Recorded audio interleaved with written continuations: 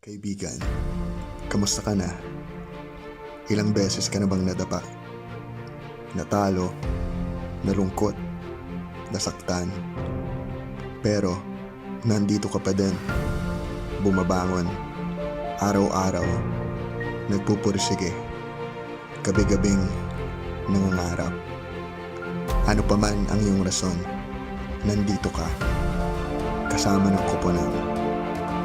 Para sa pagbabago, para sa bukas, para sa bayan, para sa masa. Tignan natin kung saan aabutin ang isang piso at ang pusong hindi nagpapaawat. Sugod, Maharlika. Tried to take a risk, tried to take a chance, and ito, all I can say is na hindi ko sasayangin yung opportunity.